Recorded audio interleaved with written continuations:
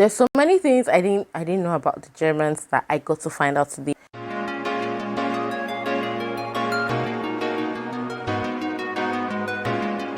Hello everybody, welcome back again to my amazing space on the internet.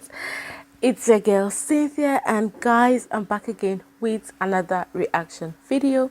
It's been a long time I came on here, and guys, a lot of things have been happening, but yes, today I'm going to be reacting to one of the videos that was suggested to me in my last German funny commercial compilation video. And guys, in today's video I'm going to be watching Geography Now, and this is Germany. Okay, all right, beautiful people, without further ado, let us get right into this video. All right. Lederhosen, Schnitzel, beer, bratwurst, order, bread and beer, complicated history beer, no humor, EDM, and gummy bears that will kind of like give you diarrhea, but it's like worth it. Ugh, those are such horrible stereotypes that every German is so sick and tired of hearing. One gummy bear? It's time to learn geography. Oh my goodness. Hey everyone, I'm your host Barbie. So we've conquered Belgium's castle, jumped through Denmark's lagoon, danced through France's forest, and now we've made it to the final boss of the EU, Kingpin Germany. Level 1, begin. Ah, you know why. Political geography. Yep, Germany has a lot of territorial anomalies. We'll get into that in a little bit, but first, Germany is located in central Western Europe, bordered by 9 other countries. Don't forget little Luxembourg, with small coasts on the North and Baltic Seas, which they own about 50 small islands. Now, Germany, like the US, is a federal republic which has 16 smaller states, or Bundesländer, each with its own constitution, 3 of which are cities, the capital Berlin, Hamburg, and Bremen, which is actually kind of like 2 cities, including Bremerhaven on the coast, but they kind of act like one entity. Fun side note, Lower Saxony is actually geographically situated further north than regular Saxony. Now let's jump into the fun stuff. Now, we already discussed the Jungholz Quadripoint and the Vennbahn railway enclaves with Belgium and Austria. However, there's a few more. The entire town of Bussingen am Hochrhein is surrounded by Switzerland, whereas part of the Constance is cut off by the Rhine River and surrounded by Switzerland. However, immediately across the river, a small patch of empty land on the German side actually belongs to Switzerland. Finally, they split the island of Usedom with Poland in the north. Germany is interesting because every state in the country has its own distinct culture, dialect, history, food, traditions. I mean, Bavarians will be quite drastically different from Schleswig-Holsteiners. Mecklenburg-Vorpommern will be different from Saarland. This all has to do with ancient and recent history. Basically, in the quickest way I can summarize this, Germanic tribes, Roman wars, Charlemagne, 3 kingdoms, this guy marries an Italian, creating a whole new mess called the Holy Roman Empire, made up of 300 smaller separate kingdoms, states, and dukedoms, which had nothing to do with Romans. Teutonic Knights, Brandenburgs became Prussia, Habsburgs became Austrians, Lithuanians and Poles made their own thing, whereas the Hungarians joined the Austrians. Wars, battles. Napoleon comes over and messes everything up, and finally, German nationalism surges, and in 1871, Otto von Bismarck creates the first proto-German unified state. And then they're all like, oh dang, we came late to this game. We gotta scramble for some colonies. And that's how all of these countries at one point spoke German. Oh, and also keep in mind, like 300 years before this, a German banking company obtained colonial rights to Venezuela for like 20 years. They were looking for the lost city of El Dorado. So technically, you can kind of say Germans colonized the Americas, but it wasn't like a nationalized conquest thing. Yeah, something like that. And then you get World War I, the monarchy ends, Treaty of Versailles, they lose land, Nazis come in, World War II, Germany splits in 2 for about 40 years, and then finally, we get the Germany we have today. East Germany, consisting of these states, is today still quite different from the rest of Germany as it was first occupied and influenced by the Soviet Union. They are generally not as well off economically as the rest of the country, as you can still see the blocky Soviet-style buildings sprawled throughout the regions. In fact, the city of Berlin was split in half, and the west side was actually an enclave of West Germany, only accessible by train and highway. You can even see from the satellite image the divide. East Berlin still uses the yellowish tinted sulfur vapor light bulbs, whereas the west still uses fluorescent and mercury arc white tinted light bulbs. Now the funny thing is, although Berlin is the largest city in Germany, the busiest airports are actually Frankfurt, Munich, Dusseldorf, with Berlin Tegel ranking at number 4. Otherwise, some top notable landmarks and spots would be the Brandenburg Gate, the Valhalla, Cologne Cathedral, the Ulminster Church, the tallest in the world, the Berlin Victory Column, and hundreds of castles all over. The most notable one probably being Neuschwanstein, the concept behind Disney's Cinderella Castle. Germany also has over 400 zoos, more than any other country in the world. And of course, everybody knows about the Autobahn, the highway system in which if you see this sign, it means there's no speed limit. And it's like that for a huge portion of the roadway. And no wonder, considering how vast and wide those cultivated countrysides can get. No speed limit? Oh my goodness! Oh, no Okay, think of it speed this way. In limit. Germany, the more down you go, the more up you move. Basically, Germany lies on the Atlantic shelf in the north that starts with the mudflats in the North Sea. Seriously, this island right here is accessible only for a few hours by foot until the tide comes and floods everything. Then everything just Oh kind my of creeps up goodness. into the Alps in the south by Bavaria and Baden-Württemberg, with the highest mountain, Zugspitze, located right along the border with Austria. Kind of like France, Germany is filled with a vast irrigating network of rivers like the Spree, Elbe, Weser, Rhine, and of course, the mighty Danube that starts here. About a third of the land is arable and another third is woodland, and after a millennia of civilization, Germans have cultivated the crap out of their country. Most agriculture, of course, happens in the North Flat Plains and the central regions of the country, which is, by the way, kind of like Europe's Tornado Alley. Due to its position sandwiched between the Arctic blasts of Scandinavia and the moist, warm jet streams of the Mediterranean below, Germany can be an atmospheric war zone in the summer. There are more tornadoes on average in Germany than Oh my any other country in goodness. Europe. Speaking of flat farmland, Germany is the world's largest rye and hop producer. Germans abso-freaking-lutely love their bread. There are over 300 different kinds of bread in the country, more types than any other country in the world, and almost every meal incorporates some kind of slice or small bun or Brötchen of bread. Hast du gluten-free? Nein!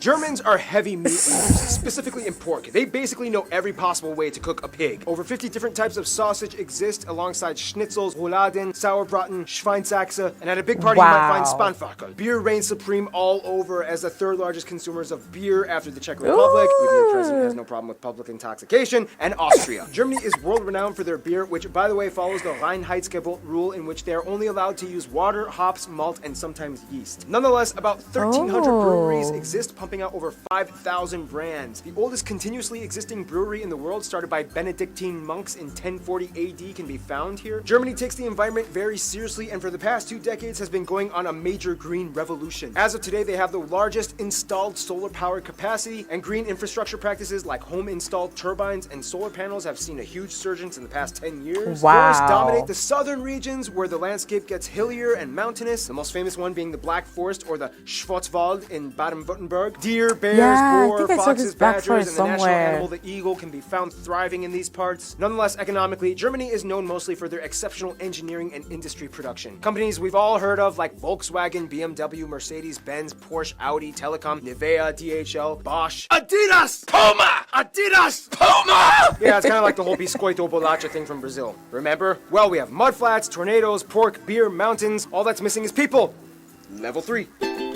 Oh, okay. Fun little Let's side note, see. in Germany, this is 3, not this. Now, if the EU was a family, Germany would kind of be like the dad who got out of rehab, reconciled with his wife and kids, and is taking his new life very seriously as he is haunted by the demons of his past every day. First of all, the country has about 82 million people and is the most populated in the EU, second most in Europe after Russia, Ooh. and has the 4th largest nominal GDP in the world. About 80% of Wow. the country identifies as ethnically German, 12% other Europeans, mostly Polish, Italian, Dutch, and so on. Turks make up about 3.5%, Asians at 2%, and the rest are made up of other groups like Africans and Americans. Also, they use the Wow. euro, they use the C and F type outlets, and they drive Yeah, the lights out. I've seen Germany this is without a doubt before. a global powerhouse. It is the strongest economy in the EU and makes up about 16% of the union's population. It's the 3rd largest exporter and importer of goods in the world. After the United States, Germany is also the 2nd most popular global migration destination. Germany experiences a high standard of living, tuition-free universities, if you get accepted that is, a mostly government-subsidized universal healthcare system, about a quarter is still privatized, and state pension for retirement at age 65. Now, when it comes to nice. language, things get a little tricky. Each That's state really kind of has their nice.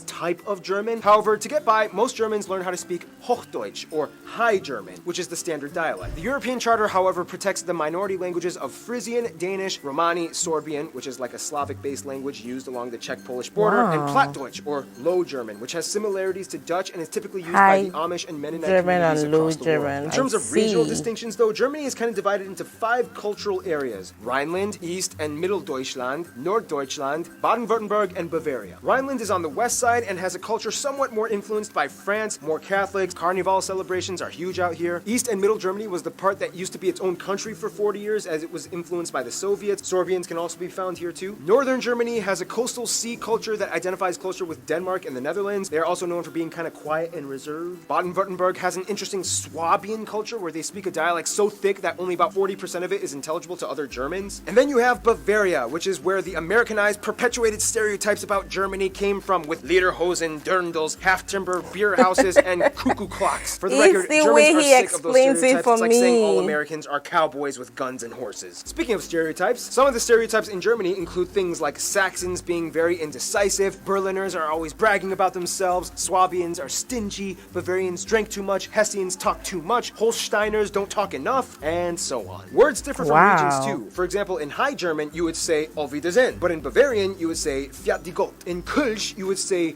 Tschüss, and in Rhineland, you might say Ayus. And there's so many compound words that get really long and complicated, like Rindfleischetikettierungsüberwachungsaufgabenübertragungsgesetz. This is because many words are mehrtudig, or ambiguous words, that are kind of elongated to give off an extensive meaning. Germans have very vivid imaginations to make Wow. up words for everything. Like my favorite word, Backpfeifengesicht. Not this time. By the way, for the record, this letter makes a double S sound. However, spelling reformers have tried to decrease the usage of this letter in recent years, which has led to some protests. Germans also love dubbing everything from foreign media into German. Some like this, some don't, but either way, it's here to stay. About 60% of the country identifies stay. at least nominally as Christians, split between Protestants and Catholics. Germany was even the birthplace of the Protestant Reformation, split from the Catholic Church by Martin Luther. Otherwise, the rest are mostly agnostic or irreligious, with a noticeable community of Muslims, mostly from the huge Turkish and Middle Eastern Ooh, communities, so at about much 5%, as well as a information. few Jews, Buddhists, and Hindus rounding up the remainder 1%. To kind of get a feel of what it's like to be German, you kind of have to understand where they've come from. After World War II, they kind of had a lot of work to do. However, it wasn't until Tell the me about mid-50s and that. early 60s that the Wirtschaftswunder, or economic wonder, happened, to which almost everybody got to work. Basically, this guy envisioned and implemented a social market economy combined with free market capitalism alongside socialist policies that established fair competition in a welfare state. GDP increased by 80%, investments by 120%, labor forces Ooh. were utilized to the maximum. Things started to get better. In Germany, all children are corralled into general public schools until age 10, when they are given the option to enroll in 3 different types of middle schools. Gymnasium, geared towards focusing on higher linguistic, mathematic, and science fields for universities. Realschule, a middle ground type of school. And Hauptschule, a school that is geared towards helping kids that seem to show promise in specific vocation or trades. Germany also has the largest Oh. music market in the EU and the third in the world after the US and Japan. They love preserving their heritage and culture through music and art. In fact, there are around 130 national orchestras, mostly supported by public money, and artists get a 50% reduction in health insurance through a special type of offer in the legal system. One thing that still kind of supposedly maintains itself in Germany is the mindset of Vergangenheitsbewältigung. Totally butchered that, which kind of translates to a lingering sense of guilt from the past. Germans have reportedly some of the lowest levels of national pride, and unless if you're at a soccer game, chances are you will almost never see anyone holding a German flag or waving it in any kind of like patriotic setting. It's weird, but it's kind of how things are. You monster! They've made great strides to move on from the past. Nazi flags and Mein Kampf are incredibly illegal items to own in Germany, and they even have a rule, the Volksverhetzung, which basically says you cannot talk trash by denying the past atrocities. Some people say this infringes on free speech, others say it's good because it solidifies truth. Otherwise, some notable Germans throughout history include Charlemagne, although he was a Frank, but I guess it kind of counts. Albrecht, Dürer, David Friedrich, Gutenberg, Bach, Beethoven, Karl Benz, Albert Einstein, although Americans would like to claim that he moved to the US and became an American, Johannes Kepler, Johann Wolfgang von Goethe, Friedrich Schiller, Michael Schumacher, Alex von Humboldt, and of course Karl Marx and Friedrich Engels co-founded Marxism.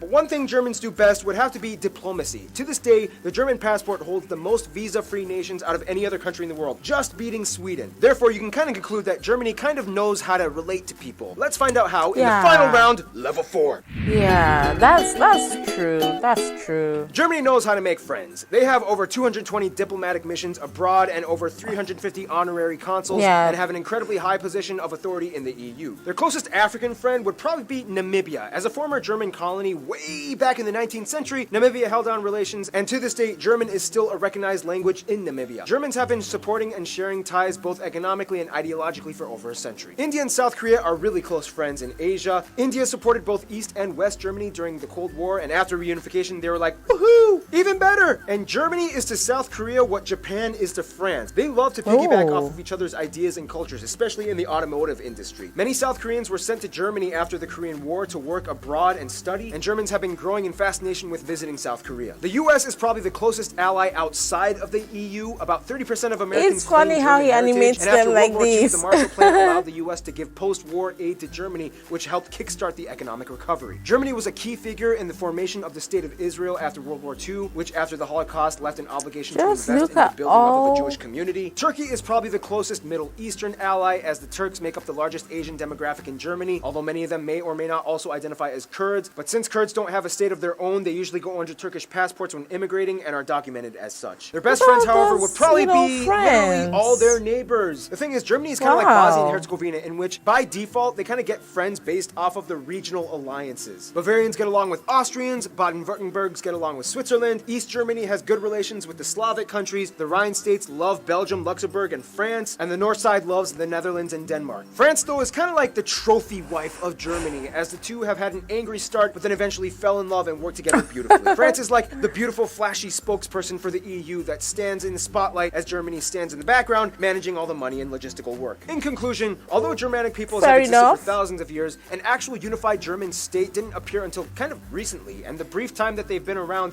they've kind of gone through some of the most intense, world-revolutionizing historical events possibly imagined. Yet, they've come out working hard and building their way up to become a world superpower. You gotta give it to them. There's something about the Germans. And with that, final boss Yeah. level complete. Stay tuned. Another African state Germany has Oh my goodness. This is a really good educational video if you'd ask me. Like, I learned a lot of things in just 15 minutes. Like, a lot of things about Germany in 15 minutes. He really touched on the important things, you know, about Germany. If not everything about Germany, but, you know, he was also fast about it, so you can assimilate enough. But yes, guys, this was totally educative. I appreciate this type of videos, you know, on my channel these days. So I'm not only educated, but also I get to educate my beautiful followers as well. But yes, guys, there's so many things I didn't know about the Germans that I got to find out today. Because I sometimes wonder, like, why is it that with a German passport you get to go to a lot of places without even applying for visas, you know? But now I'm starting to understand. And you know, when he said they make friends easily, I cannot testify to that. You know, he also touched on, you know, the amazing healthcare system they have there, and a very good idea, a very good thing to be done by the government, if you'd ask me. Because I believe that in the country or in any place you find yourself, health is paramount to anything. Like, with good health, you're good to go. You're more productive, you're more creative, you're more, you know, innovative. You're everything with good health. Them taking their healthcare seriously is really a good plus for them on my book. But yes, guys, I've come to the end of the video. I hope you'll enjoyed it. If you did, do not forget to give this video a fat thumbs up. And if you are not subscribed to the channel, consider subscribing to the beautiful channel, okay? And also, guys, don't forget to click the bell just beside the subscribe button, so anytime I upload a video like this one, you definitely be the first to know, okay? All right, guys, with that being said, I'll see y'all in my next video. Bye.